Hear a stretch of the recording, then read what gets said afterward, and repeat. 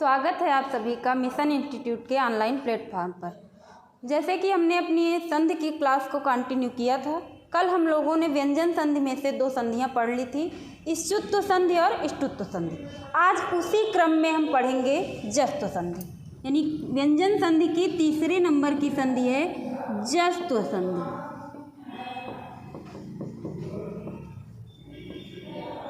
जस्त्व संधि के 2 भाग हो जाते हैं, एक हो जाता है पदांत, एक अपदांत।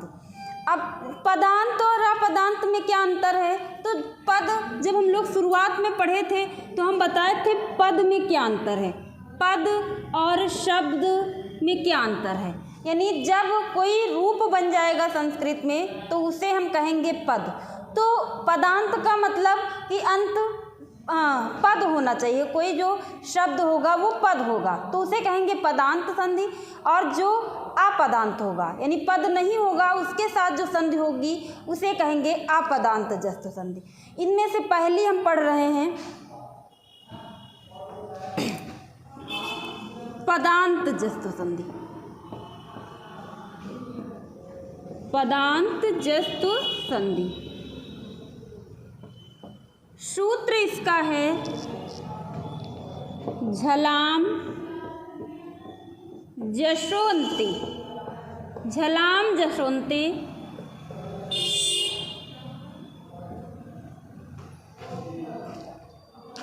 अब इसमें क्या कहा गया है, झल के स्थान पे जस आदेश हो जाएगा, यानी इधर होगा झल वर्ण, झल प्रत्याहार का वर्ण होगा, इधर कोई भी स्वर या व्यंजन होगा तो झल वाले वर्णों के स्थान पे जश आदेश हो जाएगा।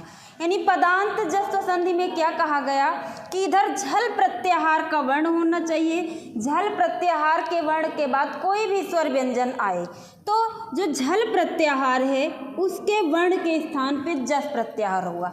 तो अब सबसे पहले हमें प्रत्याहार निकालना आना चाहिए। हम लोगों ने वर्णमाला की क्लास में सीखा था प्रत्याहार कैसे निकालते हैं। जिन लोगों ने नहीं देखा वो पीछे जा कर के वो क्लास देख लेंगे जिससे प्रत्याहार बनाते हैं।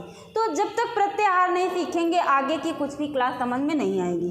तो झल को हम बनाना सीख लेते हैं, झल प्रत्याहार कैसे बनते हैं, वो झल प्रत्याहार के अंतर्गत वर्ण क्या होते हैं ये यहाँ पे देख लेते हैं।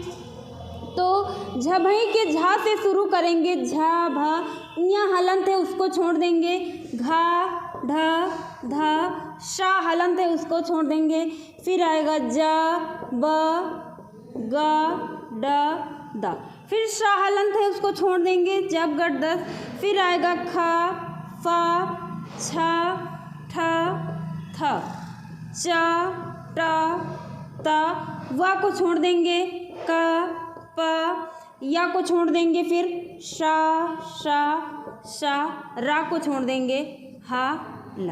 मतलब इतने वर्ण क्या हैं, ये झल प्रत्याहार के वर्ण हैं। यानी हम झभई के झा से शुरू करेंगे और हल के ला तक जाएंगे, जो माहेश्वर सूत्र में अंतिम है 14वां सूत्र उसमें आता है हल। तो हल के ला तक जाएंगे तो झभई के झा से जब शुरू करेंगे तो झा से लेकर के हल के हा तक ये इतने वर्ण क्या कहलाएंगे, झल प्रत्याहार के वर्ण। अब इनको हम प्रत्याहार के अलावा दूसरी भाषा में समझ सकते हैं, झा भा घ ढ ध, ये किस क्रम के वर्ण हैं? वर्गीय व्यंजनों में हमने पढ़ा था पहला वर्ग, जैसे का वर्ग, चा वर्ग, टा वर्ग, ता वर्ग, पा वर्ग। तो उसी तरह वर्गीय व्यंजनों में ये चौथे नंबर के वर्ण हुए, ये तीसरे नंबर के हैं, ये दूसरे नंबर के हैं, ये पहले नंबर के हैं और ये ऊष्म वर्ण हैं। तो कह सकते हैं कि वर्ग का पहला, दूसरा, तीसरा, चौथा और ऊष्म वर्ण क्या कहलाएंगे, झल प्रत्याहार के अंतर्गत आ जाएंगे। तो इसको हम इसी क्रम से लिख लेते हैं, यानी इसको इस भाषा में लिख लेते हैं, वर्ग का पहला, दूसरा, तीसरा, चौथा और ऊष्म, ये हो गए झल प्रत्याहार के वर्ण। अब वर्ग का पहला वर्ण कह देने से हमको का ज्ञान होता है, चा टा ता पा। इस तरह वर्ग का दूसरा व्यंजन कह देने से आ जाएगा क्या, ख छ ठ और इधर थ और फ। तो इसी तरीके से इससे हम ऐसे जान जाएंगे कि वर्ग का पहला, दूसरा, तीसरा, चौथा ऊष्म वर्ण जो हैं इनके बाद कोई भी स्वर व्यंजन आए तो ये किस में बदल जाएंगे, जस प्रत्याहार में। अब यहाँ पे जस प्रत्याहार जान लेते हैं। तो जस प्रत्याहार में हम यहाँ से शुरू करेंगे, जब गढ़ दस, यानी यहाँ तक ये क्या कहलाएगा, जस प्रत्याहार, मतलब वर्ग का तीसरा वर्ण। तो इसके लिए हम नियम खुद से अपने शब्दों में बना सकते हैं कि वर्ग के पहले, दूसरे, तीसरे, चौथे और ऊष्म वर्ण के बाद कोई भी स्वर व्यंजन आए तो इधर जो वर्ण आया है वर्ग का दूसरा, तीसरा, चौथा, पहला, तो इनके स्थान पे क्या हो जाएगा, इनके स्थान पे तीसरा वर्ण हो जाएगा। नियम क्या कहता है कि इधर वाला वर्ण, इधर वर्ग का पहला, दूसरा, तीसरा, चौथा या ऊष्म वर्ण हो और उसके बाद कोई भी स्वर व्यंजन हो तो इधर वाला जो वर्ण है वो बदल के तीसरे वर्ण में हो जाएगा। चलिए अब उदाहरण देख लेते हैं।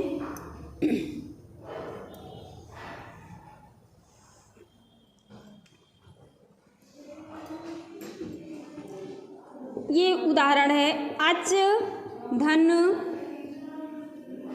अंत, अच धन अंत। अब यहाँ पे देख लेते हैं वर्ग का पहला वर्ण है, इसमें से है मतलब झल प्रत्याहार का वर्ण है, वर्ग का पहला अक्षर है, इधर स्वर आया है तो ये वर्ण बदल करके किसमें हो जाएगा, जा में, यानी इसके स्थान पे जा हो जाएगा। शब्द क्या बन जाएगा, अजंत, यानी अच जिसके अंत में हो वो कहलाता है अजंत।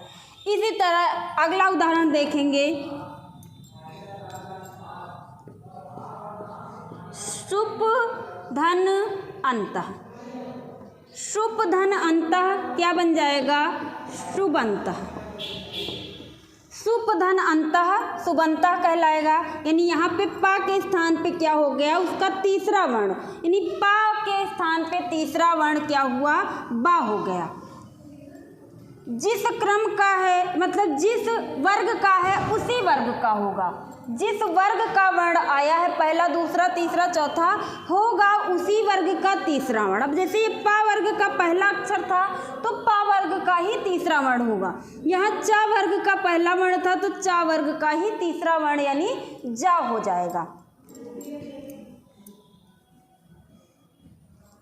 इसी तरह जैसे है सत धन आनंद, सत धन आनंद, ता अपने वर्ग का पहला वर्ण है तो इसी वर्ग का तीसरा अक्षर यानी दा हो जाएगा। शब्द क्या बनेगा, सदानंद। इसी तरह बनेगा चिदानंद, चित धन आनंद, चिदानंद। अगला उदाहरण देख लेते हैं, वाक, वाक धन ईशा क्या बनेगा, का के स्थान पे क्या होगा, तो का के स्थान पे हो जाएगा गा, तीसरा वर्ण यानी गा हो जाएगा। शब्द बनेगा वागीशा। अच्छा ये तो हमने देख लिए स्वर से स्वर आने वाले, यानी स्वर आ रहा है तो ये बदल रहा है, लेकिन व्यंजन आएगा तो कैसे बदलेगा उसका भी उदाहरण देख लेते हैं। दिक धन गजह, उदाहरण है दिक धन गजह, का के स्थान पे क्या हो जाएगा, गा हो जाएगा। दिग्गजह यानी का के स्थान पे क्या हुआ, गा हो गया, अपने वर्ग का तीसरा वर्ण हो गया क्योंकि इधर व्यंजन आया था। इधर चाहे स्वर हो चाहे व्यंजन हो, इधर वाला जो वर्ण आएगा पहला, दूसरा, तीसरा, चौथा वो बदल के तीसरे नंबर का हो जाएगा। और उदाहरण देख लेते हैं,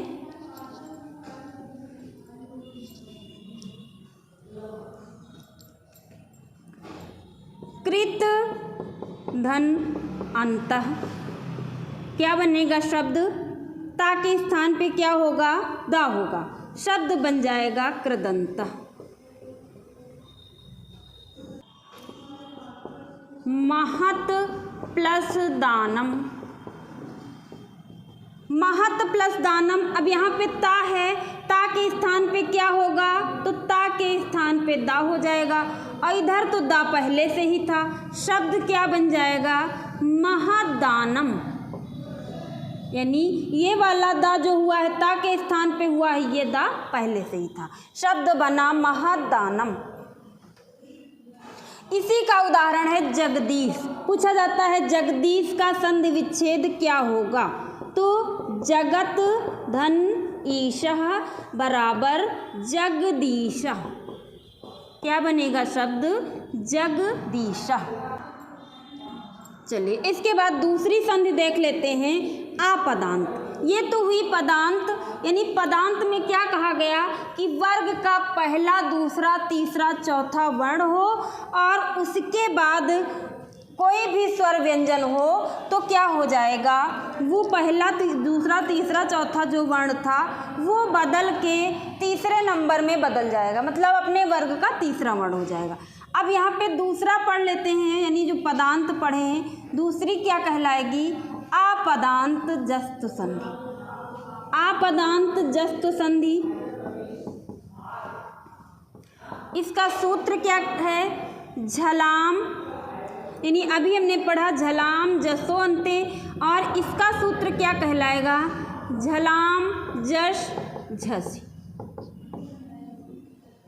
होगा आदेश जस ही जैसे उसमें हो रहा था, तो इसमें क्या कहा गया कि झल प्रत्याहार के वर्ण के बाद झष प्रत्याहार का वर्ण हो, सॉरी यहाँ पे तालव्य विषय होगा, झष प्रत्याहार का वर्ण आए तो झल के स्थान पे जश आदेश हो जाएगा, यानी झल के बाद झस प्रत्याहार का वर्ण हो तो जश आदेश हो जाएगा। अब हम इसके वर्ण निकाल के देख लेते हैं। झल का तो हम निकाल चुके थे अभी पहले, वर्ग का पहला, दूसरा, तीसरा, चौथा और ऊष्म वर्ण, यानी इनके बाद झस प्रत्याहार के वर्ण देख लेते हैं। तो हम झभय से शुरू करेंगे और जब गढ़ 10 तक जाएंगे तो यानी वर्ग का तीसरा आ जाएगा, चौथा आ जाएगा, इसके बाद इधर क्या आ जाएगा, वर्ग का तीसरा वर्ण, यानी इधर क्या है, वर्ग के पहले, दूसरे, तीसरे, चौथे और ऊष्म वर्णों के बाद यदि तीसरा या चौथा वर्ण आता है तो इधर का जो वर्ण है वो तीसरे में बदल जाएगा। अभी इसके पहले हमने जो पदांत में क्या पढ़ा, आदेश, वहाँ भी तीसरा वर्ण हो रहा था, लेकिन वहाँ पे कोई शर्त नहीं थी, चाहे स्वर आए चाहे व्यंजन आए। यहाँ पे ये शर्त रखी गई कि वर्ग का तीसरा और चौथा वर्ण आएगा, और ऐसी भी कोई शर्त नहीं रखी गई कि यहाँ पद होना चाहिए। उसमें हम जितने भी उदाहरण देख रहे थे सब कोई पद था, यानी सुप,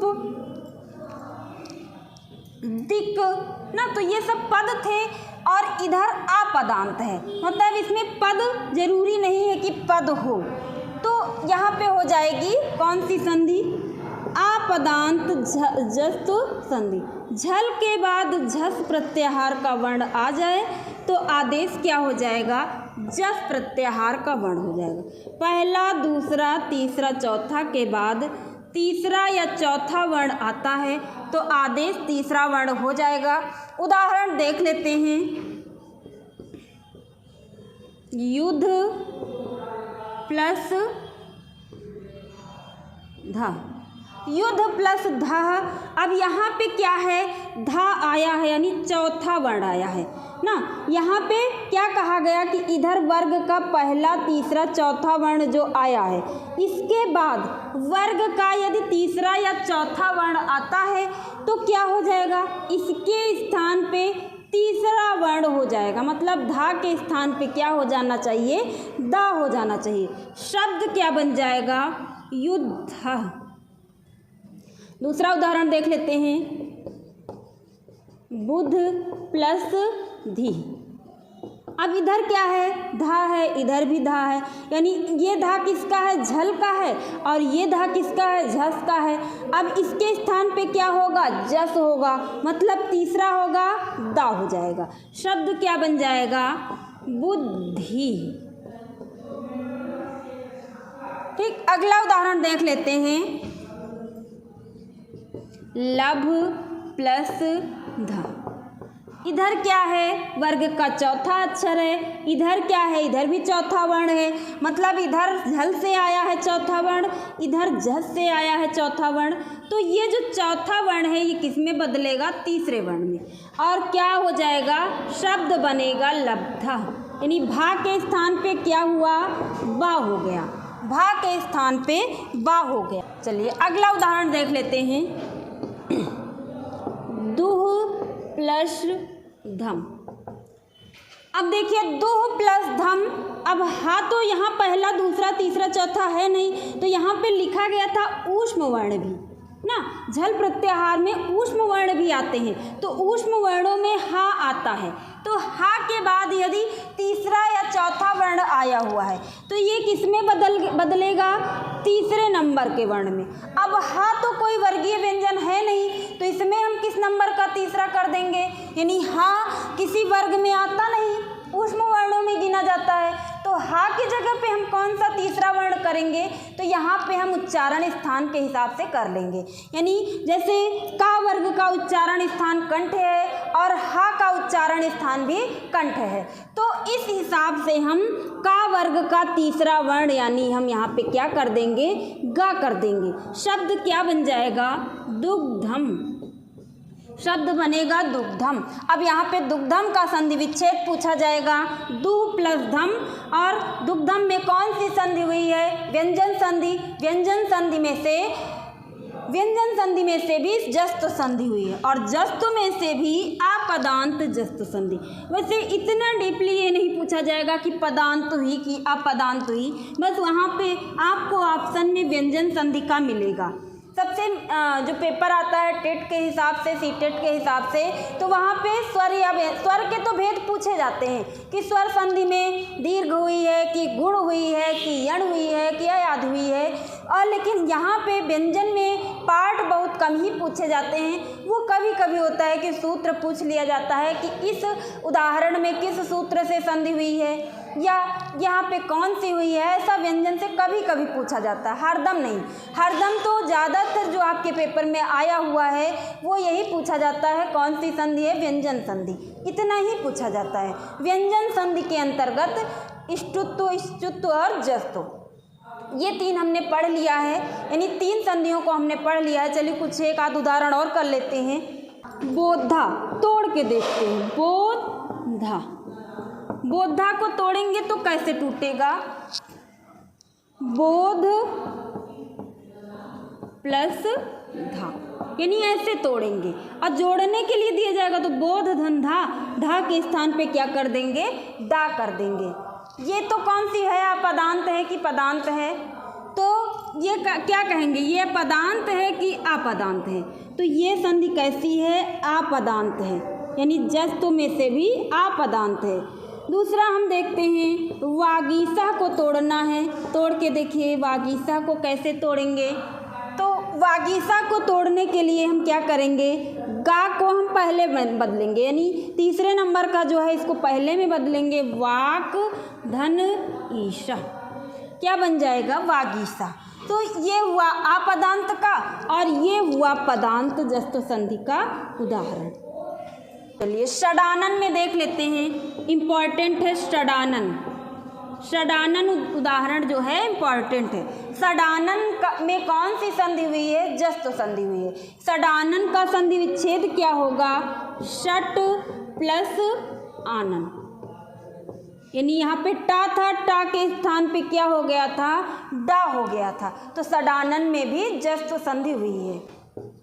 दिगंबर में कौन सी संधि हुई है, दिगंबर, दिगंबर में कौन सी संधि हुई है, या इसका संधि विच्छेद क्या होगा, तो होगा दिक प्लस अंबर, दिक प्लस अंबर, यानी जो पहला वर्ण था वो तीसरे वर्ण में बदल गया था। तो उम्मीद कर रहे हैं कि आप लोगों को जस्त संधि समझ में आई होगी, यानी पहले वर्ण के स्थान, पहले दूसरे तीसरे चौथे वर्ण के स्थान पे जो तीसरा वर्ण आदेश होता है उसे ही कहते हैं जस्त संधि। चलिए मित्रों, आज की क्लास में यहीं तक, अगली क्लास में हम लोग आगे की संधियों का अध्ययन करेंगे। धन्यवाद।